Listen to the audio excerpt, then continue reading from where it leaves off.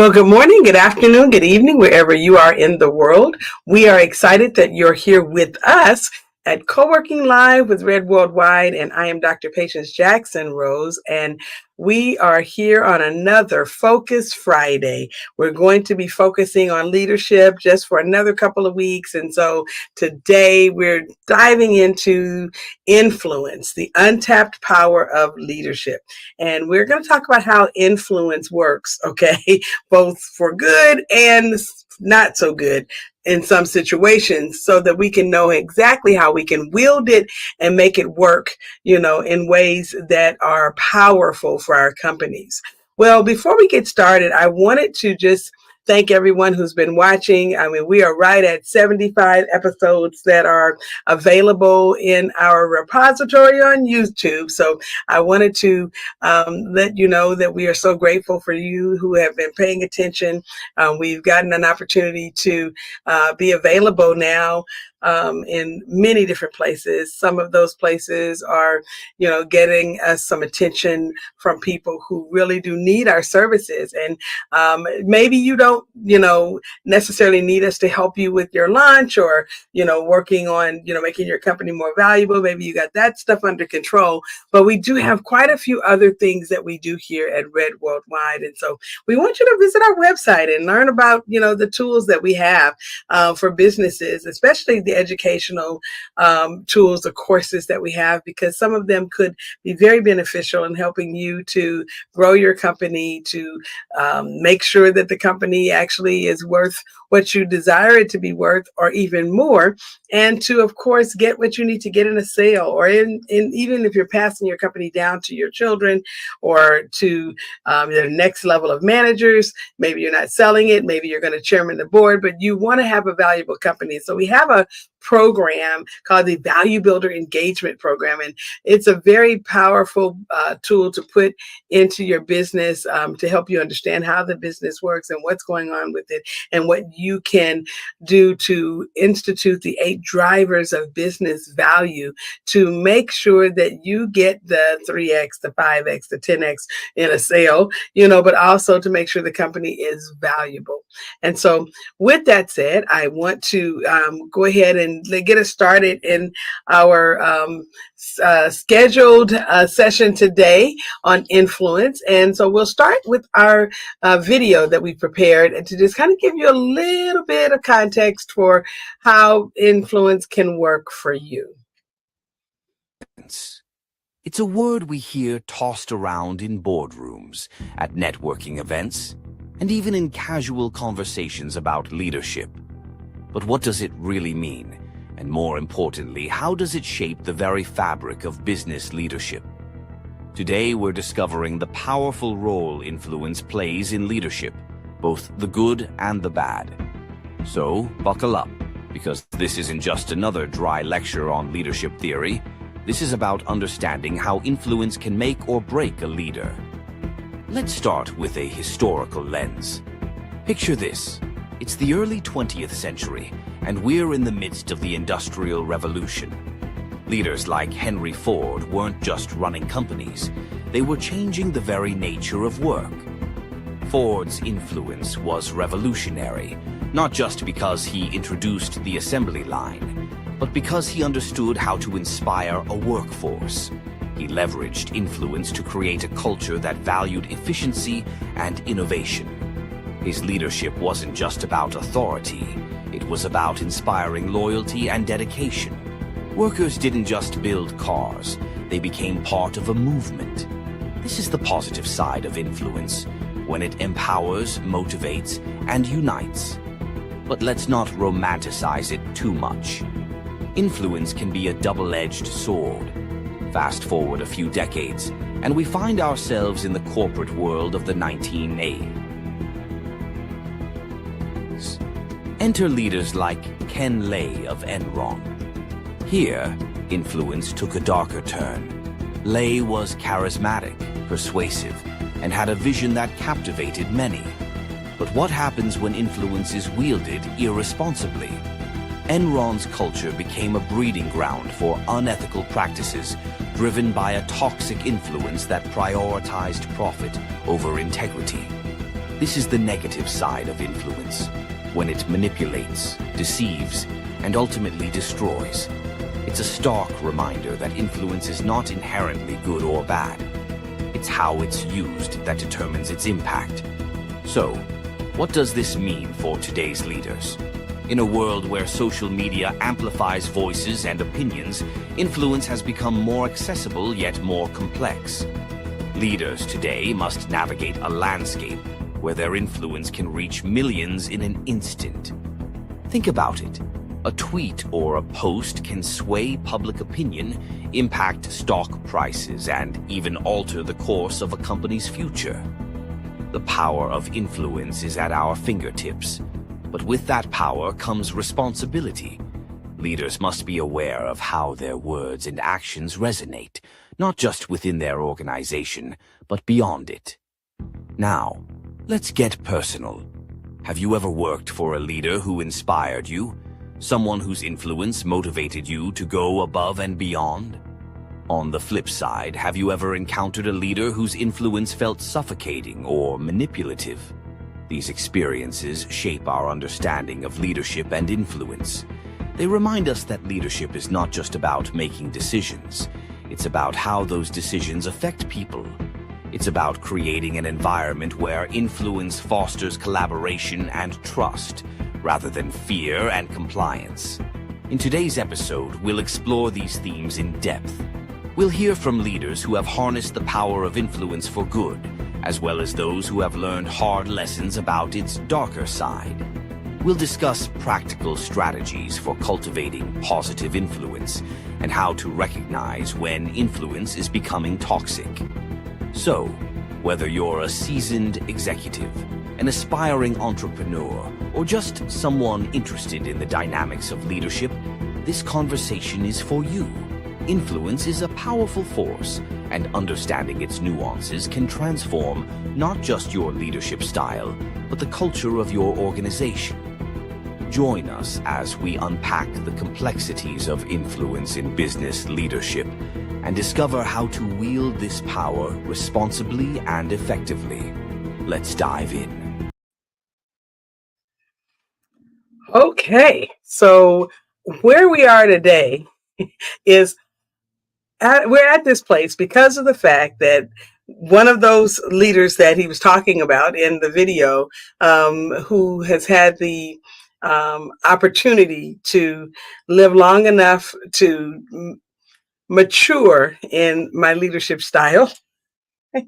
um, I'm present today, right? And I'm present today still in a leadership role. And so there are many people who have had the opportunity to use leadership and to position them um, effectively in their craft or in their industry. And then there are other people who have in their leadership become a thorn, in the side of their industry and have been ousted. And we've heard a little bit about the Enron situation, but we've known of so many others, where someone who did not handle their influence properly, and as a result of it, they led people down a wrong path, or they caused the company to become something that was not intended, or for that matter, they made the company a lot of money and still took advantage of the customers and clients in the process. We don't want any of those things. We really want to be able to say that the lessons that we've learned through our leadership journey have benefited the people who we now call our customers and clients, and those who are even our onlookers, our employees and vendors and contractors. So, we want that to be the case. And I'm going to share some personal stories today through this presentation about influence and what it is that we, should be looking to do as leaders, for those who are coming alongside of us and those who are following behind us. Will you roll our slides, please? Influence, the untapped power of leadership. And when I you know, look at the word influence, and I think about the fact that there is so much potential in that word. Yes, it could be used for horrifying things, but it also can be a powerful tool. And when used properly, it can inspire, it can motivate, and it can drive change in an organization. And so, as we are looking at the concept of influence, I really want to break it down and help you understand what it is. It's the ability to affect the thoughts, the feelings, and behaviors of others. It's about building trust, credibility, and relationships that enable you to lead and inspire. And so, going back to one of the things that was said in the video, there are times when influence can be used for good.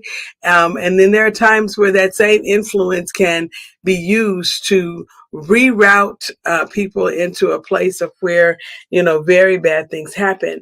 But we have to understand influence and the nature of it so that we can know how we best use it. So influence itself can shape decisions. It has an impact on people. It can change mindsets and it can create positive outcomes. I remember when my husband and I were beginning a ministry years ago, and the name of the ministry was Impact Ministries Worldwide. And I remember the whole concept of impact was not just to have an impact, because when you think about something that impacts something, or, even just think about it this way, if a stick of dynamite blew up, there would be an impact, okay, on all of those around, all of those, as well as the, constructs around it, but then there would be some things that were impressioned, not just impacted. And so when we were looking at the ministry, we wanted to, have an impact and leave an impression on everyone that we came in contact with. That was our whole goal, at that time in ministry. And in business, I think about how many times do we influence someone in a way that they never ever return back to who they were.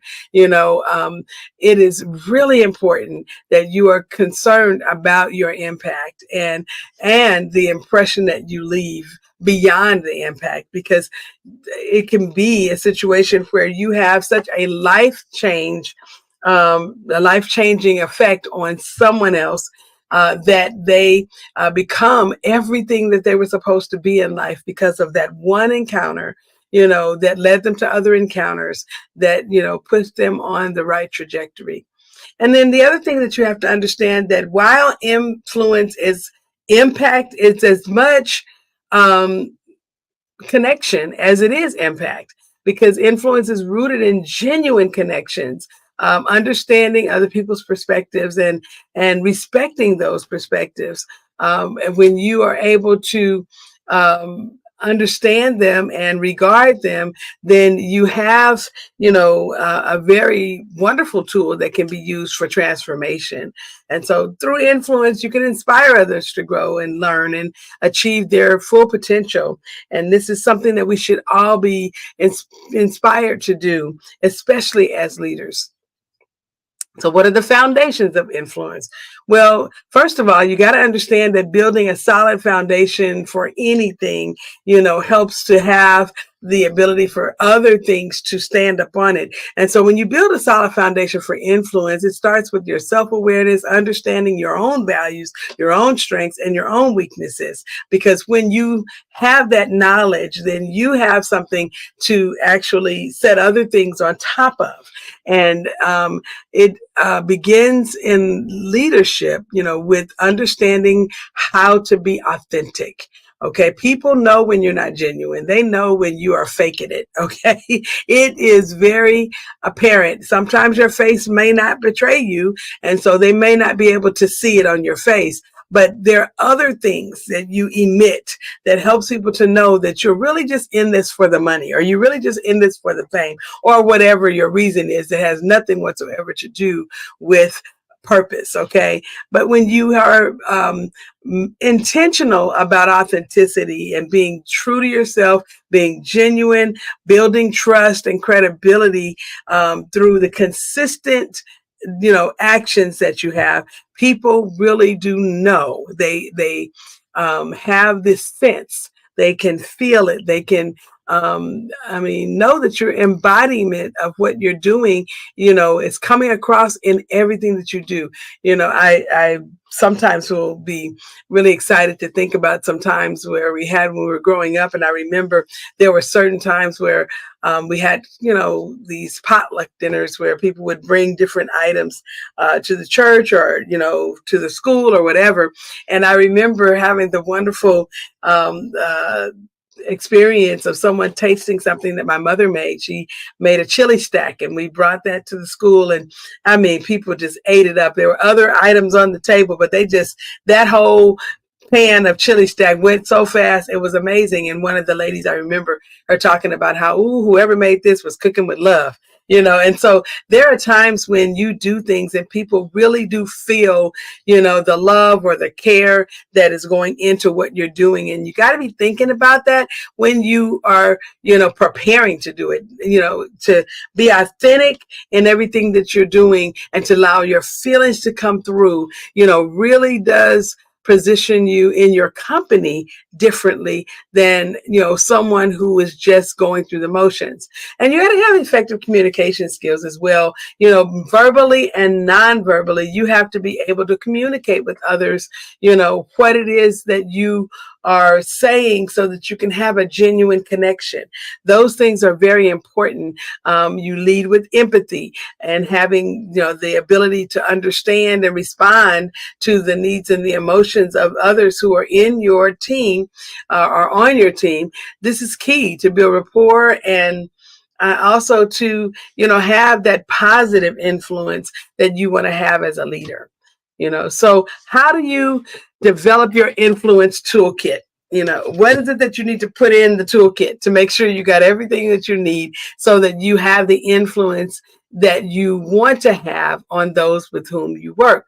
Well, the first thing that you have to do is you have to hone your skills and acquire strategies, for interaction. And these skills here are the top four they may not be the only ones, but they're the top four, the ones that we're going to talk about today.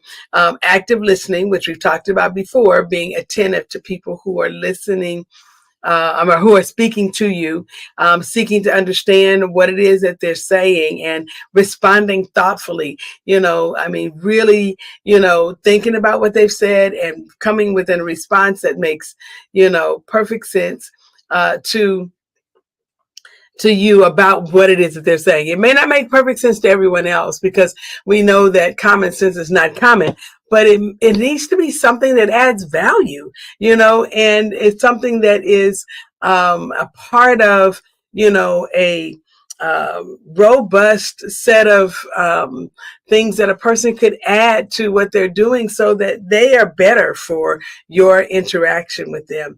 Then there needs to be persuasion involved because, when you communicate your ideas clearly and convincingly, using logic and empathy, people usually buy in, or at least they know what they don't want. Okay. If they don't buy in, it's because they just didn't want that. But the bottom line is that the goal here is to be persuasive in your speech, to get people to understand what it is that you are wanting to do, and use the right set of tools in your communications toolbox to help them know why they should do what it is that you are wanting them to do. And then, of course, in collaboration, you got to be working together, leveraging diverse perspectives and building consensus, with the team, because the bottom line is that you can't do everything by yourself. And the whole goal is to build out, a team that can help you accomplish your goals and bring things to market in a way that you are able to maintain your share of the market. And then you want to have mentorship. You got to be able to train people, to do what it is that you want them to do in a way where they feel like you are really on their side. You want to be able to share your knowledge and your experience and guiding them, to their place of their next, whether that's their next level of leadership or whether it's just their next, project in the company. And you got to be able to support everyone, at the same time, because developing out these tools in the influence toolkit, gives you a starting point. But you have to grow as a leader while you're helping other people grow as well, so that you can cover all bases, in the best way that you can. All right. So leveraging influence for positive impact. Okay. I mean, we talked a little bit in the video about negative, impact, but right now we want to look at how, you can leverage your influence for positive impact. So, positive influence really is about using your skills to make a difference, using your powers for good. Okay. This is really what it is that you should be doing, with your influence and helping people to have changed minds, changed hearts, and changed, you know, um, attitudes. Because when they see that you are in this because of the fact that you want to build something powerful and positive, that you're not trying to lead people down a dark road to nothing, then people usually are willing to get on board. So when we want to leverage our influence for positive impact, one of the first things we want to do is problem solve. I mean, engage in collaborative problem solving to find a solution that benefits everyone. Talk to them about all of the options, but then help them to see where, you are coming from and what it is that you would like to do so that everyone wins.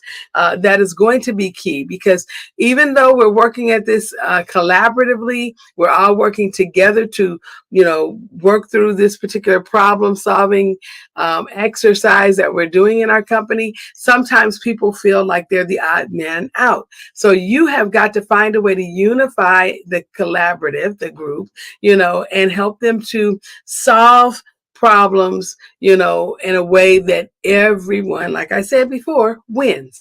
Okay. And then you want to also be able to have an attitude of empowerment. You want to foster autonomy and growth by giving others the tools and the confidence to succeed. That they need you to empower them, to give them permission to do their best and to be who they are. It's not enough to just delegate authority, but they have to feel empowered, because if they don't, then they won't lead effectively. They will, their influence will not be as powerful as it could be. And then you got to also remember that, you can encourage your people to be creative and to, innovate.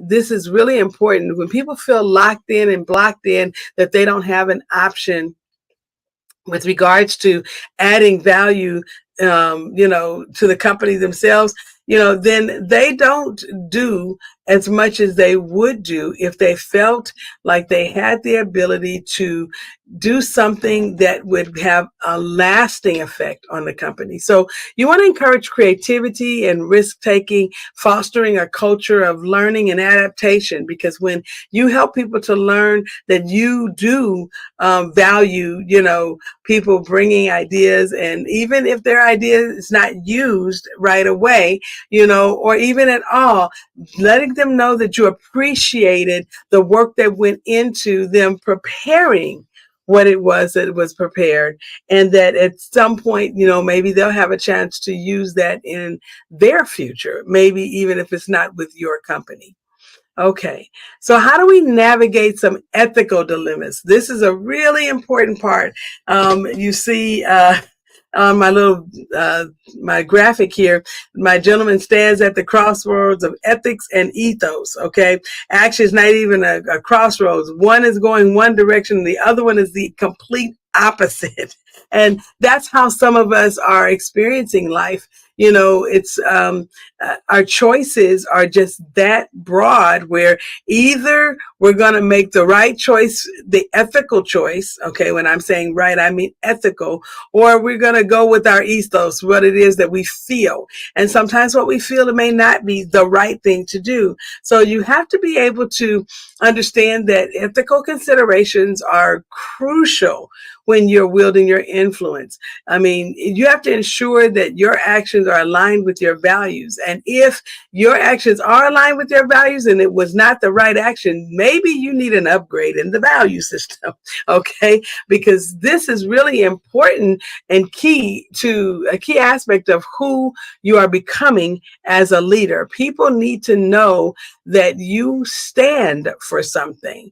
I remember hearing this when I was younger, that if you don't stand for something, you'll fall for anything. And I tend to agree with that concept. You have got to be in a position where you are standing on your beliefs and your tenets, your faith even. You have to make sure that people can see it. You got to be transparent, open, and honest about your motivations and your intentions. And when people see that you are there because you care, it changes how they seek out your assistance. And for that matter, whether or not they come back.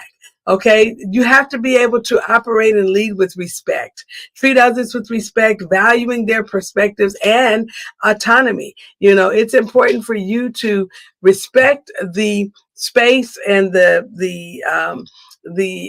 delegated authority that others have been given. Maybe you're at the corner of where you are, and it might, be just leaning a little bit on the other side of where someone else is supposed to be.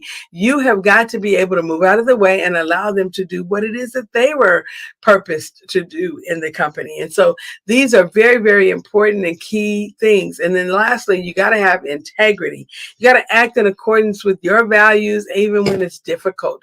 We talked about this yesterday, doing the right thing when nobody's present. Okay. And there doesn't seem to be a camera in the corner to record what you're doing. It's important for you to have that as a part of your character, that no matter what is going on around you, you are being right, you are doing right, you have righteous behavior, because when you lead that way, others follow that way.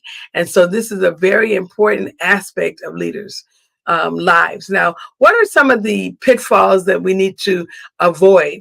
These are influence pitfalls. Okay, how do we avoid these? And you see our guy in here in the image. He's kind of traversing in this mountain, and there are, looks like fires to put out everywhere. Okay, and then you got, other things that are seeming to be a problem. And so a lot of times that is the case for many of us. Influence is really a powerful tool, but if it's misused or not carefully navigated, it could be, the key thing to cause others to have challenges, just because they followed what you said. So avoiding some of the common pitfalls is key to maintaining the trust that you have garnered from others in your organization, and effectiveness. So let's look at some of these things. Manipulation. I have seen this as one of the number one reasons that people end up in bad relationships in business, because one person sought to manipulate another person by not either giving them all the information that they might need, to have the ability to make a good decision, or for that matter, just flat out, they gave them the wrong information that was false, or sometimes they coerced them into doing things. Coercion is on this list. There are other times when people, were overpowering. They had a set of skills that caused them to be very persuasive, and in using them, they've overpowered others and used or misused or even abused their influence. Deception, that is a horrible thing. And I've seen it happen. And recently I talked to someone who was in a company where something was represented that it was supposed to be a certain way. And it turned out not only was it not that way, but it was purposefully explained the way that they understood it to keep people from doing something good. And that's a horrible thing, especially if you see someone trying to tank someone else's company to keep the company from selling, and so these types of deceptive practices, I mean, they happen all the time. And it's up to you to make sure that when you are planning out your life as a leader, that you are completely clear of these influence pitfalls. Another one is self-promotion. There are some people that are so ambitious and they just want to be at the top, and no matter how they got there.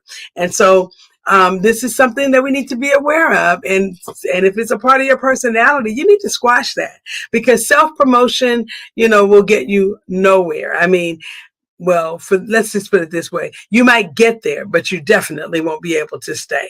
And so continuing in your mind, with what it is that you want, I mean, you have got to make room and space in there for the fact that promotion, comes from on high. And when you do the right thing, excellence is attractive and you will get there. You just may not get there at the moment that you intended.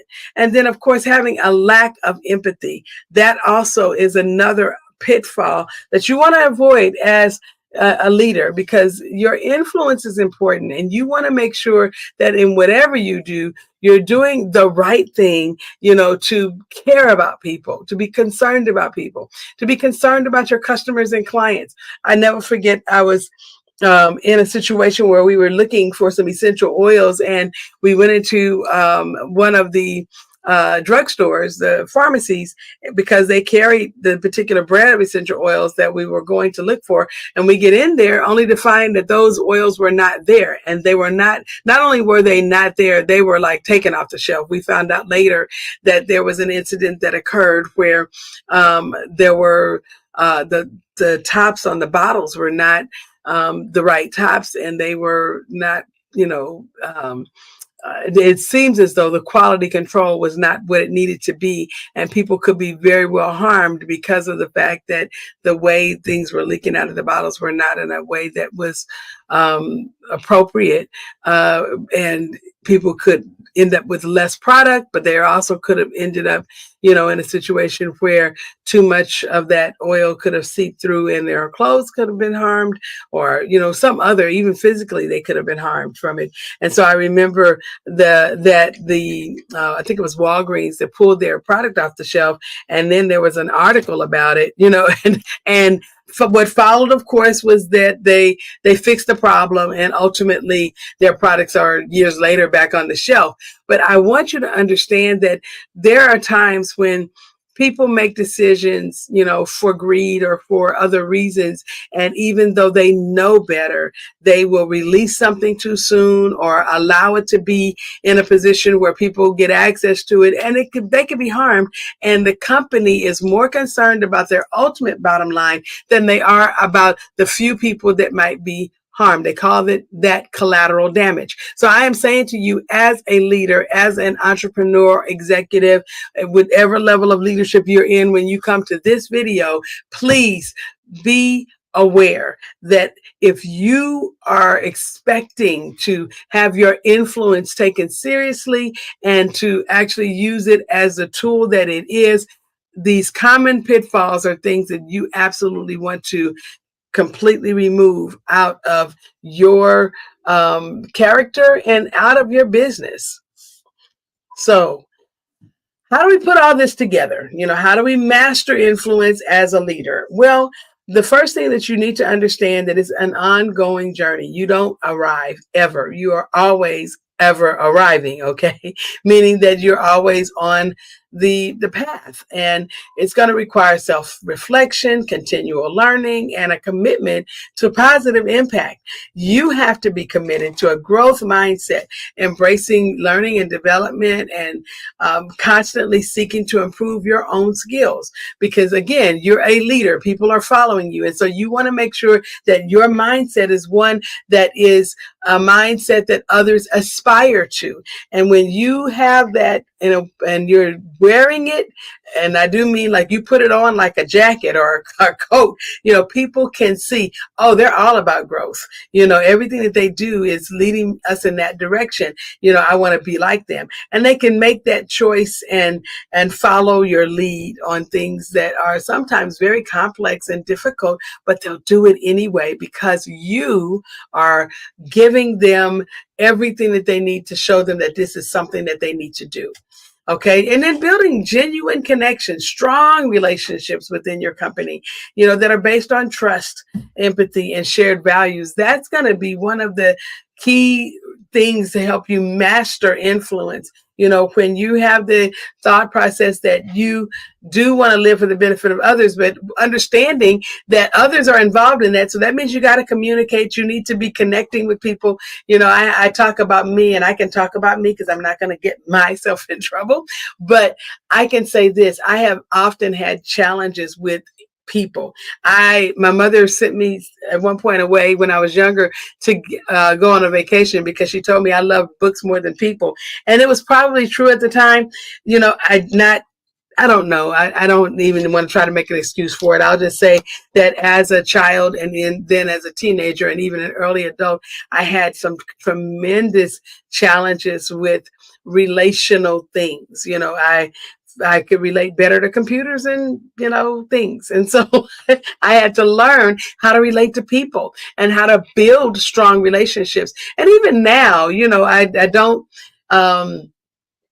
make any excuses for it. I always tell people, hey, I'm still working on this part, because sometimes I get so busy, I'll forget to make a phone call to this person on their birthday, or, I'll, speed right on through, some very special event, that was really an important event. Not that I was trying to be apathetic or anything like that. I just really needed the time, I thought, to do other things in the business. And so I am learning that it's important to build relationships, because you cannot do anything in relationship with a person if you didn't take the time to build the relationship. So I want to share that with you. And again, I'm being very vulnerable here, but I want to share it with you because I think it's important for us to know that as a leader, you never arrive. You're always working on something, and it's up to you to see the thing and work that thing so that you can become better.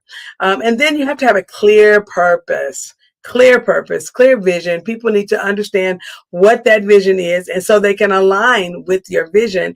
But you have to align your actions and your values and your goals. They have to be in a position where they sync up. Because if you don't do that, what happens is people will see that you're not doing it, and you'll be called a hypocrite. People they'll call you out on that. I have that on good authority, okay? That if for whatever reason you have a purpose and you're moving in a certain direction, but your actions and your values don't match, it will be something that people will actually call you out on.